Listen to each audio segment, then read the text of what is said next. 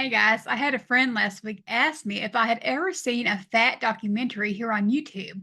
And at the time, I hadn't, but now I have. And let me tell you something. I was shocked by some of the things I learned, not surprised, but shocked. And there were times when watching that film that it left me saying, you know what? I think I knew that, but I never actually stopped to consider it.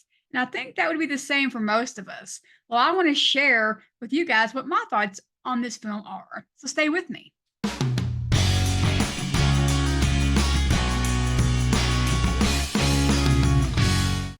Hey guys, my name is Susan and welcome to my channel. If you are new here, I have been living a ketogenic lifestyle for the past year and a half.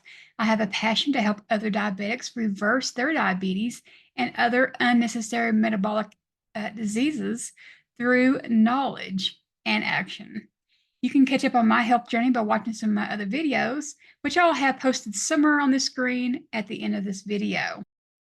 Now, one of the first things that really caught my attention with this documentary is what was in the description of the channel for this video. And it stated that, in 1970, there was 1.5 million diabetics in America. But by the present time, that would be when this film was released, which looks to be 2019, there were 30 million diabetics in America. And that's just in America alone. That's not even counting the rest of the world. Okay. And now I don't know if these statistics are including both type 1 and type 2, or if it's just type 2. And I question that just because, this film is about dietary lifestyle and its effect on our health. So I'm not sure if they're including type 1 or not. Now, they might be because in the film, they do bring up a story of a family with a type 1 a child. So it may be. Either way, that's a lot of diabetics, and that's been 5 years. I wonder if we're at the 50% mark by now. Well, at the time of this film, 1 in 3 people are either diabetic or pre-diabetic. And guys, that hits me in my most passionate spot. Uh, and that is, diabetes and how unnecessary type 2 is, and how type 1s can get control if they have the proper knowledge to do so. And so that really caught my attention right off the bat, and it's staggering. And you know what? It does propose an interesting question. We know that metabolic illnesses of all kinds, not just diabetes, is on the rise. Uh, Well, I mean, with the powers that be, uh, setting forth the guidelines, from the FDA, the ADA, and any other alphabetic soup foundation in charge of destroying our health so they can gain some money. We have gyms on every corner and different weight loss plans at our fingertips. So why are we not a nation that is fit and thin? No, we're a nation that's fat, sick, and dying.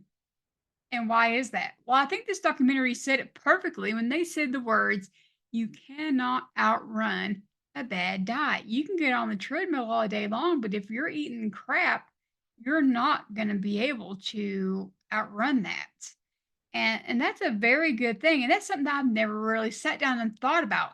I think I knew that. I think most of us knew that because look through the 80s. If you lived through the 80s, which most of us I'm sure have, who's watching this video, that big craze that went on with the I guess you call it at home video exercises, Jane Fonda and Suzanne Somers, and I don't know, there was various celebrities who made them, and there was workout videos, and yet we still got fatter and fatter and fatter. Nothing helped, and that should have clued us in. Something was wrong then.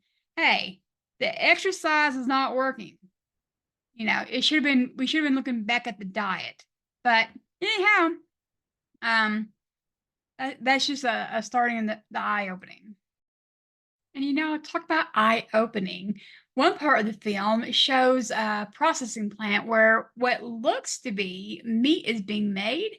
However, it's the impossible meat.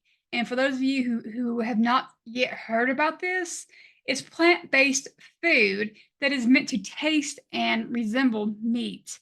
And this is what they're showing going on. And the lady speaking here says the phrase, people are becoming guinea pigs. And I had to stop it there because you know what? I think this is what a lot of us are starting to awaken up to. We're starting to realize this because, the people that are in charge of all this stuff are pushing a lot of this on us. And yes, we've allowed it to an extent. But, now look, if you're a vegan for religious reasons, so be it. If you're vegan because you truly believe that that's the healthiest way to eat, so be it. But I'm going to draw the line at the point where you're pushing something on me. One of the biggest arguments against carnivore is the whole, well, we don't know what the long term effect of a carnivore diet will be. Well, let me just tell you this. We do know what the effect of eating chemicals and trash in our foods are doing to us and will continue to do to us down the line. But yet here we are getting it pushed on us. Have y'all seen what the possible foods are made out of? Here it is. Here's the ingredients. You can pause this video and take a look at it. So yeah, I think this is hypocrisy at its finest. And then here's another thing that made me pause the film. Now, I had a little bit of a laugh about this. I wasn't sure if it was a joke or if it was being serious at first, but guys, it wasn't a joke. There are people out there who believe that for every egg that you eat, it is the equivalent of smoking 5 cigarettes. I couldn't believe what I was hearing. I think I even rewound as if it's a VCR. Anyways, I went back on the video and re-listened to that part again. And yeah, that's what it said. 1 egg equals 5 cigarettes. Guys, I had to stop there and look up where this even came from. And I'll put this article in the description below. But here's the article I came up with. And I want to note that the organization responsible for this article is called Mercy for Animals, which already kind of tells me that there's some motivation behind this article. They care about animals, and there's nothing wrong with that, by the way. But it kind of lends me to believe that there's some motivation for them to tell people how bad eating these eggs are, for the sake of their organization and what they stand for. Having said that, I used to be a smoker, guys. I quit in 2015, thank God. But I used to smoke a pack a day, and that means 20 cigarettes a day at the least. And since I've been on this ketogenic diet for the last year and a half, if you were to average out the amount of eggs I eat, it would probably equal to about 5 eggs a day. Now, if we are to believe that every egg means I've technically smoked 5 cigarettes, that works out to what? 13,800 cigarettes in the last year and a half? And if that's the case, does that mean I'm technically smoking more now than I did when I was a smoker? And that's only assuming I got my math right, which is a very good chance I did not. But you know what? That's interesting because my blood work is so much better now than it was back then. I guarantee it, because I was eating the SAD back then. So I'm going to go with what my blood work says. And my blood work is telling me that eating my eggs is just fine. Now, the article here is mentioning that the reason why it's the equivalent of 5 cigarettes is because of cholesterol. And we've all heard that age-old argument that eggs are high in cholesterol, but we have since learned that if we eat cholesterol, our body don't make it. If we don't eat cholesterol, our body makes cholesterol for us because our body needs cholesterol and our body's intelligent. So if we're eating it, the body's like, okay, I don't need to make it. But if we're not eating it, oh, well, let me make some so that you have cholesterol.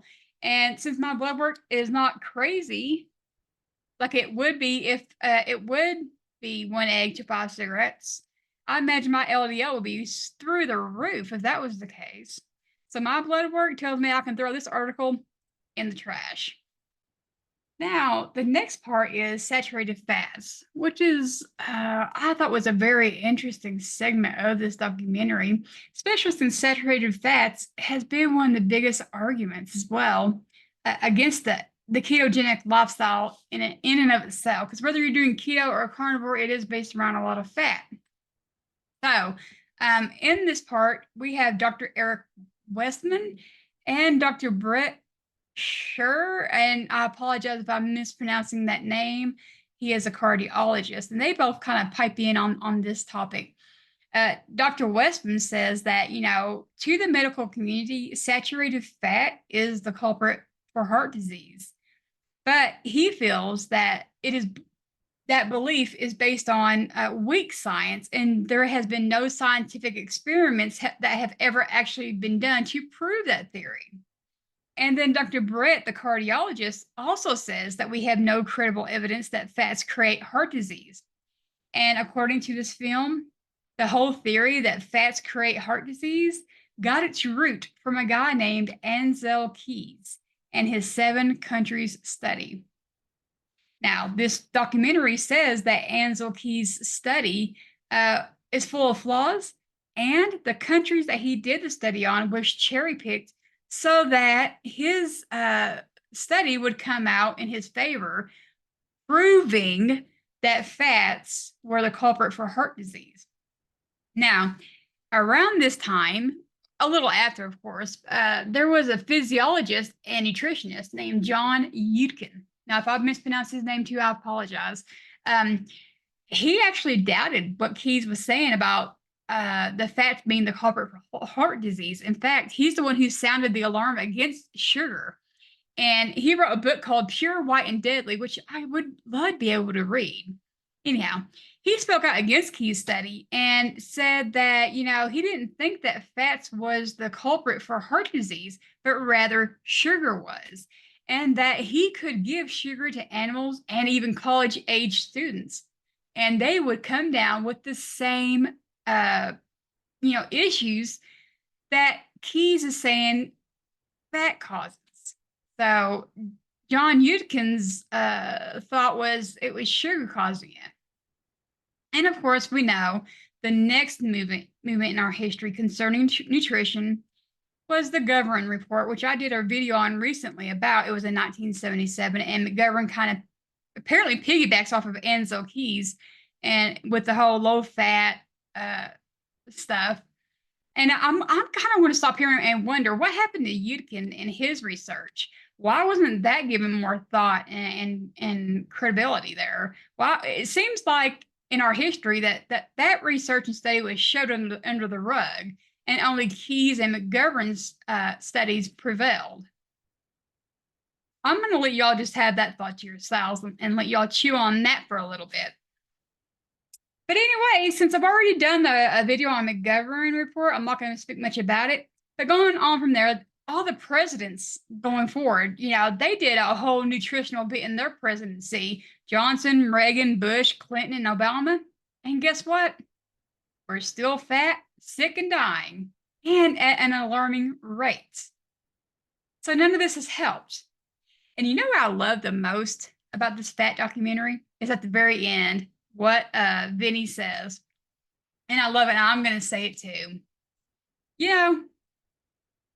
When you're looking back, it's all the government, and they're dictating what we're eating, and it's killing us. And I think the government should just take a hike. Get their nose out of our business. If you want to eat vegan, go for it. If you want to eat carnivore, go for it. If you want to eat meat and vegetables, have at it. What we eat should be our own choice and nobody else's. Put all the dictating on what we eat and let us decide for ourselves. And if we want to eat all the sugar and carbs we want it, well, so be that too. But I think the trouble is that we are letting others dictate what we eat, and when it involves money, sinister things tend to happen because, as we know, the love of money, not money itself, it's okay if you're rich. The love of money is the root of all evil. Well, my friends, it's been a pleasure, and I'll see you in the next video. Bye-bye.